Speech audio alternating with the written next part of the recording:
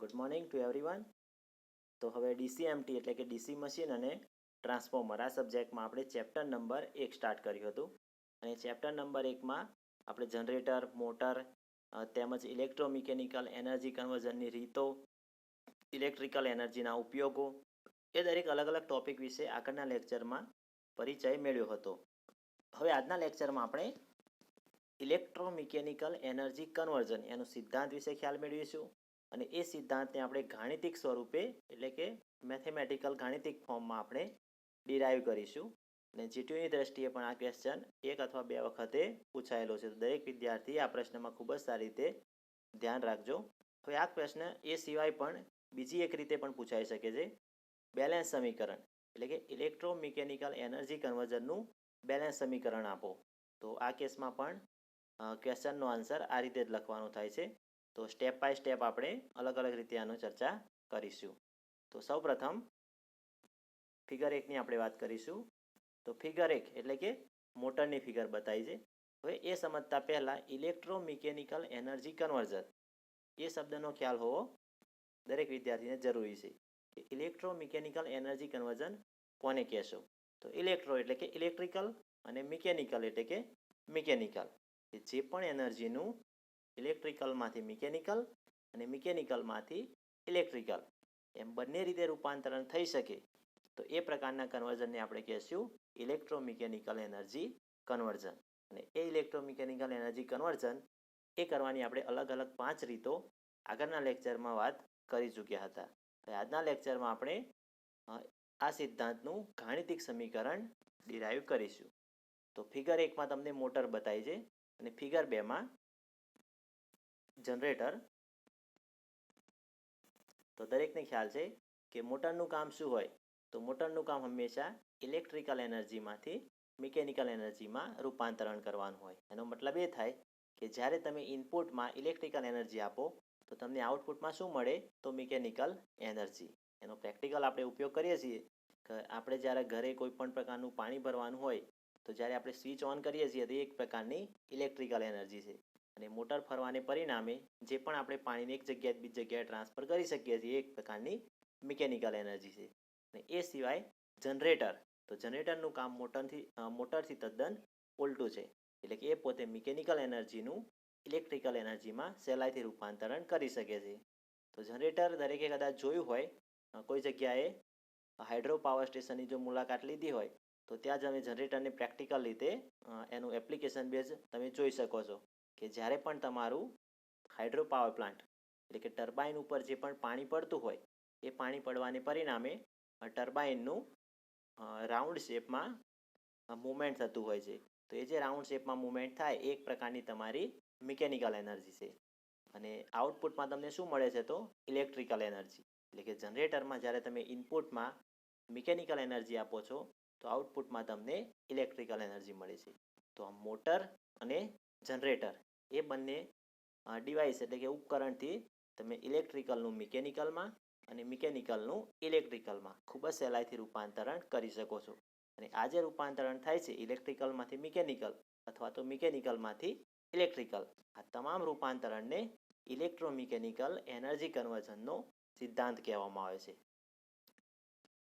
હવે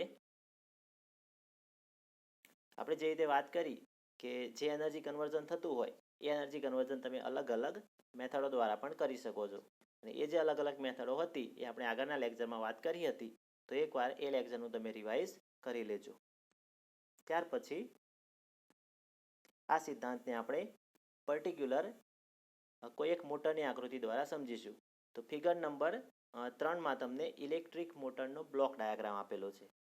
આ block diagram આપણે જનરેટરનો પણ લઈ શકીએ છીએ. મતલબ કે મોટર અથવા તો જનરેટર બંનેમાંથી કોઈ પણ એક બ્લોક ડાયાગ્રામ લઈને આ સિદ્ધાંતને આપણે ડિરાઈવ કરી શકીએ છીએ. પરંતુ હાલ પૂરતું આપણે મોટરનો સિદ્ધાંત સમજીશું. તો સૌપ્રથમ ફિગરમાં ધ્યાન આપજો. તો ફિગરમાં કુલ 3 પ્રકારના બ્લોક આપેલા છે. હવે હાલ જ આપણે વાત કરી કે મોટરનું કામ શું હોય? તો મોટરને જ્યારે પણ તમે ઇલેક્ટ્રિક એનર્જી આપો તો એ ઇલેક્ટ્રિક એનર્જીમાંથી પોતે મિકેનિકલ એનર્જીમાં રૂપાંતરણ કરતું હોય છે. તો સિમિલારિટી આ ફિગરમાં તમને બ્લોક નંબર 1 એ તમારી ઇલેક્ટ્રિકલ સિસ્ટમ થાય કારણ કે તમે ઇનપુટમાં ઇલેક્ટ્રિકલ એનર્જી આપો છો. અને બ્લોક નંબર 3 એ તમારું મિકેનિકલ સિસ્ટમ થાય, કારણ કે આઉટપુટમાં આપણને મિકેનિકલ એનર્જી મળે છે.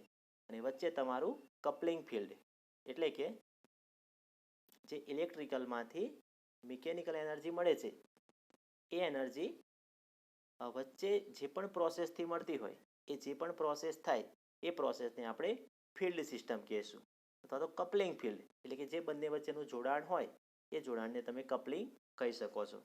ફરી એકવાર રિવાઇઝ કરી લઈએ કે મોટરનું કામ શું હોય છે, તો ઇલેક્ટ્રિકમાંથી મિકેનિકલમાં રૂપાંતરણ કરવું. એટલા માટે આપણે બ્લોક નંબર 1 એટલે કે ઇનપુટ સાઇડ ઇલેક્ટ્રિકલ સિસ્ટમ લીધી છે, અને બ્લોક નંબર 3 એટલે કે આઉટપુટ સાઇડ મિકેનિકલ સિસ્ટમ લીધી છે. હવે એનું જે જોડાણ હોય એ જોડાણને આપણે કપલિંગ કહેશું, અને જે પણ પ્રોસેસ થતી હોય એ પ્રોસેસને કારણે જે પણ કન્વર્ઝન થતું હોય તો એ પ્રોસેસને આપણે કહીશું ફિલ્ડ સિસ્ટમ, અને એ ફિલ્ડ સિસ્ટમ આપણે બ્લોક નંબર 2માં બતાવ્યો છે. હવે દરેકને ખ્યાલ છે કે હંમેશા જ્યારે તમને ઇનપુટ આપવામાં આવે તો એ ઇનપુટ પૂરેપૂરું તમને આઉટપુટમાં મળતું નથી. એટલે કે ઇનપુટમાં તમને સપોઝ 10 વોલ્ટ આપવામાં આવે તો આઉટપુટમાં તમને 10 વોલ્ટ મળી શકતા નથી. કેમ નથી મળતા? કારણ કે કોઈ પણ સિસ્ટમ હોય એ સિસ્ટમમાં હંમેશા ઉર્જાનો અમુક વ્યય થતો હોય છે, એટલે કે ઉર્જાનો અમુક લોસ થતો હોય છે. એ લોસને પરિણામે તમે જેટલા પણ વોલ્ટેજ અથવા તો જે પણ પાવર તમે ઇનપુટમાં આપો છો એ પૂરેપૂરો પાવર તમને આઉટપુટમાં મળી શકતો નથી. એટલે કે જો તમે ઇનપુટમાં 10 વોલ્ટ આપો તો આઉટપુટમાં સપોઝ તમને 9 વોલ્ટ અથવા તો 8 વોલ્ટ મળે છે. તો બાકીના જે 1 અથવા 2 વોલ્ટ એને આપણે શું કહીશું? તો ઉર્જાનો વ્યય, અથવા તેને તમે કહી શકો કે પાવર લોસ. સિસ્ટમમાં જે પણ કંઈ પાવર લોસ થાય છે એ પાવર લોસને તમે ઉર્જાનો વ્યય કહી શકો છો. હવે આ પાવર લોસ કેમ થતો હોય એ જાણવું ખૂબ જ જરૂરી છે. તો આપણને ખ્યાલ છે કે કોઈ પણ સિસ્ટમ હોય એ સિસ્ટમને પોતાનું રેઝિસ્ટન્સ અથવા તો પોતાનું ઇન્ડક્ટન્સ હોય છે. તો એ રેઝિસ્ટન્સ અને ઇન્ડક્ટન્સને પરિણામે હંમેશા ઉર્જાનો વ્યય થતો હોય છે.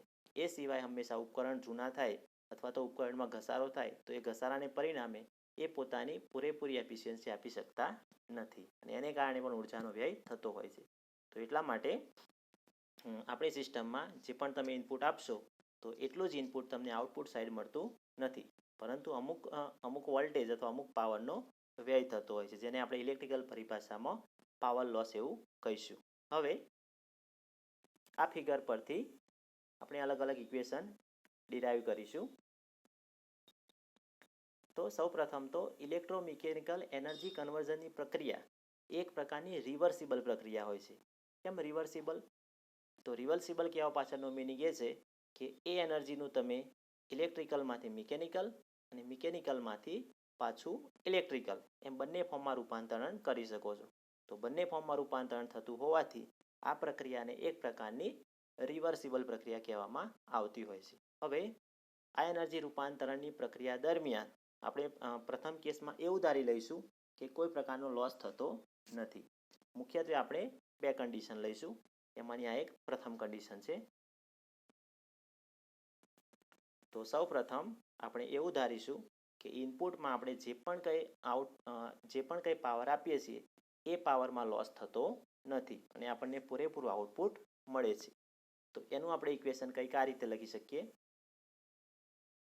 કે electrical energy input equal to mechanical energy output. આપણે હાલ જ જોયું કે મોટરનો જે બ્લોક ડાયાગ્રામ હોય એ મોટરનું કાર્ય શું હોય, તો કે ઇનપુટમાં તમે ઇલેક્ટ્રિકલ એનર્જી આપો તો તમને આઉટપુટમાં મિકેનિકલ એનર્જી મળશે. પરંતુ કોઈ પણ સિસ્ટમ હોય એ સિસ્ટમમાં હંમેશા લોસ એટલે કે ઉર્જાનો વ્યય થતો હોય છે. પરંતુ આપણે એવું ધારી લઈશું કે ઉર્જાનો વ્યય થતો નથી. જો ઉર્જાનો વ્યય ના થતો હોય તો તમે જેટલી ઇલેક્ટ્રિકલ એનર્જી આપશો એટલી પૂરેપૂરી એનર્જી તમને આઉટપુટ સાઈડ એટલે કે મિકેનિકલ સાઈડ મળશે. એટલા માટે આપણે એવું લખી શકીએ કે electrical energy input is equal two mechanical energy output. તો આ તમારો ફર્સ્ટ કેસ થશે. અને ત્યાર પછી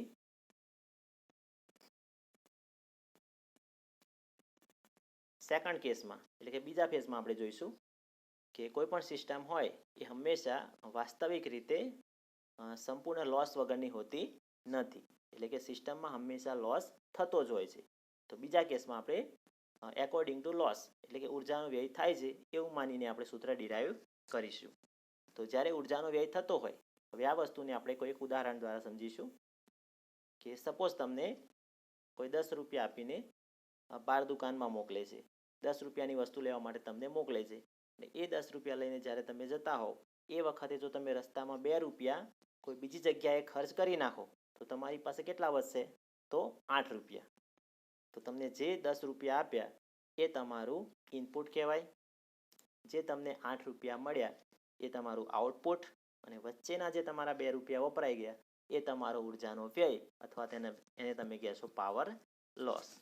તો સિમિલારિટી આ જ પ્રમાણે હોય છે મોટરમાં પણ, કે જે 10 રૂપિયા હતા એ તમારી ઇલેક્ટ્રિકલ એનર્જી, જે તમને 8 રૂપિયા મળ્યા એ તમારી મિકેનિકલ એનર્જી, અને વચ્ચેના જે તમારા 2 રૂપિયા ખર્ચ થયા એને તમે કહેશો પાવર લોસ અથવા તો ઉર્જાનો વ્યય. તો આ સૂત્રને તમે આ રીતે લખી શકો કે ઇલેક્ટ્રિકલ એનર્જી ઇનપુટ એટલે કે 10 રૂપિયા is equal two mechanical energy output એટલે કે 8 રૂપિયા પ્લસ સિસ્ટમમાં થતા લોસ એટલે કે 2 રૂપિયા. તો આ રીતે ખૂબ જ સહેલાઈથી આ સૂત્રને સમજી શકાય છે. અને આ સૂત્રને તમે બીજા એક ફોર્મમાં એટલે કે તમે મિકેનિકલ એનર્જી આઉટપુટ એને તમે સૂત્રનો કરતા બનાવશો તો એને તમે બીજા ફોર્મમાં પણ લખી શકો છો કે mechanical energy output is equal to electrical energy input minus સિસ્ટમમાં થતા લોસ. હવે આપણે સૌપ્રથમ ફિગર જોઈશું, પછી સૂત્ર સમજીએ. તો ફિગરમાં વોલ્ટેજ V અને કરંટ I એ બંને દર્શાવેલા છે. વોલ્ટેજ V અને કરંટ I એ શેમાંથી પસાર થાય છે? તો કોઈ એક પ્રકારના અવરોધમાંથી. અવરોધ એટલે કે રેઝિસ્ટન્સ. એ રેઝિસ્ટન્સને આકૃતિમાં R વડે બતાવ્યો છે. તો અવરોધ R માંથી વોલ્ટેજ V અને કરંટ R પસાર થાય છે. હવે એના પરથી આપણે સૂત્ર ડિરાઈવ કરીશું.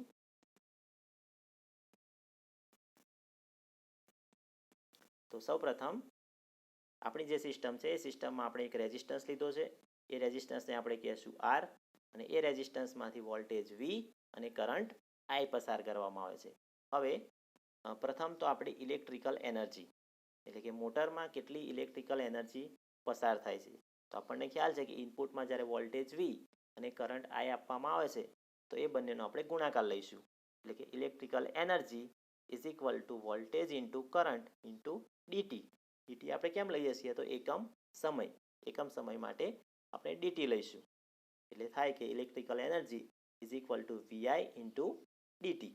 હવે સિસ્ટમમાં થતો લોસ. તો આગળ કદાચ પ્રથમ કે બીજા સેમેસ્ટરમાં તમે શીખ્યા હશો કે કોઈ પણ પાવર લોસ હોય હંમેશા એ પાવર લોસને કઈ રીતે દર્શાવાય? તો પાવર લોસને હંમેશા I²R એટલે કે I નો વર્ગ ઇન્ટુ R એ રીતે દર્શાવવામાં આવે છે. કારણ કે કોઈ પણ વ્યય હોય એ વ્યય હંમેશા કરંટના વર્ગના સમપ્રમાણમાં હોય છે. એટલે કે અહીંયા આપણે વ્યય લઈશું કરંટનો વર્ગ એટલે I², અને એમાં થતો વ્યય એટલે કે રેઝિસ્ટન્સમાં થતો વ્યય એટલે ટોટલ વ્યય is equal two I² into R, અને એકમ સમય એટલે કે ડીટી. તો આ બંને વસ્તુ પહેલાં તો ખાસ ધ્યાનમાં રાખજો કે આપણું ઇનપુટ એટલે કે વોલ્ટેજ V અને કરંટ I એ બંનેનો ગુણાકાર, અને કેટલા સમય માટે? તો એકમ સમય માટે એટલે કે ડીટી. એટલે તમારું ઇલેક્ટ્રિકલ એનર્જી ઇનપુટ થાય VI ઇન્ટુ ડીટી. અને કોઈ પણ સર્કિટનો લોસ હોય એ લોસ હંમેશા કરંટના વર્ગના સમપ્રમાણમાં હોય છે.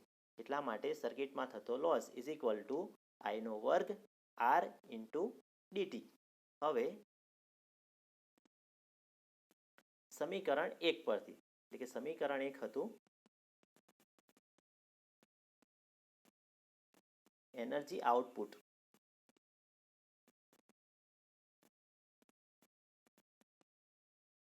એનર્જીનું output is equal to electrical energy input plus સિસ્ટમમાં થતો વ્યય. એટલે કે આપણે જે પણ ઇનપુટ આપ્યું છે અને જે પણ આપણનો વ્યય થાય છે સિસ્ટમમાં એ બંનેનો આપણે સરવાળો લઈશું એટલું આપણને આઉટપુટ મળશે. તો હવે ઇલેક્ટ્રિકલ એનર્જી ઇનપુટ એ આપણે જોઈ ગયા કેટલું હતું? તો VI into DT. Electrical energy input is equal two VI into DT. ત્યાર પછી સિસ્ટમમાં થતો વ્યય એટલે કે I²R ઇન્ટુ ડીટી. તો એ બંનેની કિંમત આપણે મૂકી દઈશું. ત્યાર પછી એ બંનેની કિંમત મૂક્યા પછી બંનેમાંથી આપણે આઈને કોમન લઈશું અને બંનેમાંથી આપણે ડીટીને કોમન લઈશું. એટલે કે બંનેમાં આઈ પણ આવેલો છે અને ડીટી પણ આવેલો છે. એટલે આઈ અને ડીટી એ બંનેને આપણે બહાર લઈશું. એટલે શું વધશે? તો આઈ ઇન્ટુ ડીટી અને કૌંસમાં વધશે વી માઇનસ આઈઆર. ત્યાર પછી કોઈ પણ વોલ્ટેજ હોય એ વોલ્ટેજમાંથી તમે જ્યારે ડ્રોપ બાદ કરો તો એને કહેવામાં આવે છે ઈએમએફ. ડ્રોપ એટલે શું? ડ્રોપ એટલે કે આઈઆર. રેઝિસ્ટન્સમાં થતો વ્યય.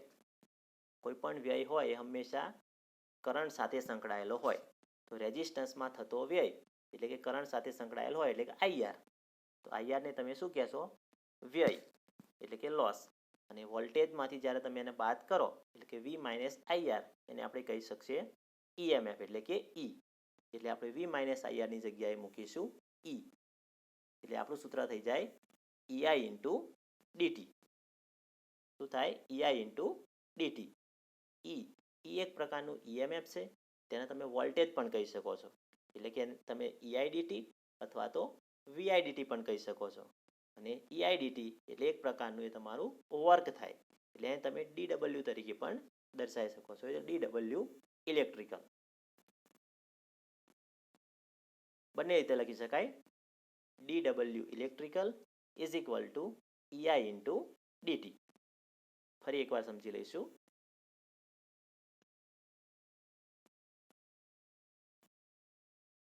આપણી સિસ્ટમ છે, જે સિસ્ટમમાં આપણે એક પ્રકારનો રેઝિસ્ટન્સ લીધો છે. એ રેઝિસ્ટન્સને આપણે આર કહીશું. એ રેઝિસ્ટન્સમાંથી વોલ્ટેજ વી અને કરંટ આઈ પસાર કરવામાં આવે છે. હવે શરૂઆતમાં આપણી ઇલેક્ટ્રિકલ એનર્જી એટલે કે વોલ્ટેજ અને કરંટનો ગુણાકાર, એકમ સમય માટે થતો ગુણાકાર એટલે વીઆઈ ઇન્ટુ ડીટી. હવે સિસ્ટમમાં થતો લોસ અથવા તો ઉર્જાનો વ્યય. કોઈ પણ લોસ હોય હંમેશા કરંટના વર્ગના સમપ્રમાણમાં હોય. હવે રેઝિસ્ટન્સમાં થતો લોસ એટલે I square R into d t. હવે આ બંને સૂત્રને ઇક્વેશન 1માં મૂકીશું. તો electrical energy is equal to V I d t અને loss is equal to I square R d t. હવે બંનેમાંથી આઈ અને ડીટી અને આપણે કોમન લઈશું. એટલે બાજુમાં વધશે વી માઇનસ આઈઆર. આઈઆર એ એક પ્રકારનો ડ્રોપ છે. એટલે કે એક પ્રકારનો ઉર્જાનો વ્યય છે. અને વોલ્ટેજમાંથી જ્યારે કોઈ એક પ્રકારનો ડ્રોપ બાદ થાય તો એને આપણે કહીશું એક પ્રકારનું ઈએમએફ અથવા તો વોલ્ટેજ. એટલે આપણે મૂકીશું V minus I R is equal to E. એટલે ફાઇનલ સૂત્ર કંઈક આવું થાય ઈઆઈ ઇન્ટુ ડીટી. હવે ઈઆઈ એને તમે વીઆઈ પણ લખી શકો. એટલે કે વોલ્ટેજ અને કરંટનો ગુણાકાર. એટલે આ એક પ્રકારનું તમારું વર્ક થયું. વર્ક એટલે કે ડબલ્યુ. એટલે એને તમે લખી શકો ડીડબલ્યુ ઇલેક્ટ્રિકલ અથવા તો d W electrical is equal to E I d t. એમ બંને રીતે તમે લખી શકો છો. અને અંતે d W electrical is equal to d W mechanical plus d W field. આપણે ફિગરમાં જે રીતે વાત કરી હતી કે ટોટલ 3 પ્રકારના બ્લોક હોય. પ્રથમ બ્લોક હતો ઇલેક્ટ્રિકલ, બીજો બ્લોક હતો ફિલ્ડ અને ત્રીજો બ્લોક હતો મિકેનિકલ. ઇલેક્ટ્રિકલ તમારું ઇનપુટ છે, મિકેનિકલ તમારું આઉટપુટ અને વચ્ચેનો જે બ્લોક હતો ફિલ્ડનો એ તમારી પ્રોસેસ હતી.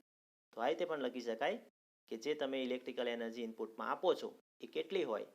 તો ફિલ્ડમાં વપરાતી ઇલેક્ટ્રિકલ એનર્જી પ્લસ આઉટપુટમાં મળતી મિકેનિકલ એનર્જી.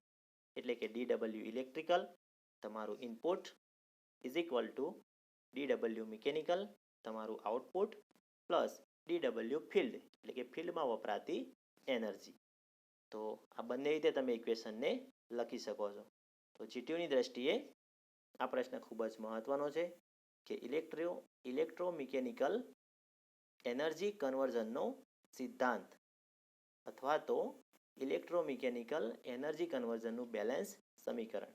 હવે આ પ્રશ્ન જો આ રીતે પૂછાય કે ઇલેક્ટ્રોમિકેનિકલ એનર્જી કન્વર્ઝનની રીતો જણાવો, તો આ પ્રશ્નનો આન્સર આપણે આગળ જે ડિસ્કસ કરી હતી આગળના વિડીયો લેક્ચરમાં એમાંથી આવશે. જો રીતો વિશે તમને પૂછે તો રીતો કુલ 5 પ્રકારની હતી, જેની વાત આપણે આગળના લેક્ચરમાં કરી હતી. અને જો તમને એવું પૂછાય કે ઇલેક્ટ્રોમિકેનિકલ એનર્જી કન્વર્ઝનનો સિદ્ધાંત સમજાવો અથવા તો ઇલેક્ટ્રોમિકેનિકલ એનર્જી કન્વર્ઝનનું બેલેન્સ સમીકરણ સમજાવો, તો એ સમયે તમારો આન્સર હાલના લેક્ચરમાં આપણે જે ડિસ્કસ કર્યું એ આવશે. તો આશા રાખું છું કે આજના લેક્ચરમાં દરેક વિદ્યાર્થીને ખૂબ જ સારી રીતે ખ્યાલ આવ્યો હશે અને દરેક ટોપિકનું ઘરે બેસીને વિડીયો લેક્ચરના માધ્યમથી અને તમારી પાસે અવેલેબલ હોય બુક્સ તો બુક્સના માધ્યમથી રિફર કરી અને ખૂબ જ સારી રીતે નોટ્સ બનાવજો, જે નોટ્સ તમને એક્ઝામ સમયે ખૂબ જ સરસ રીતે ઉપયોગી બની શકે. Thank you.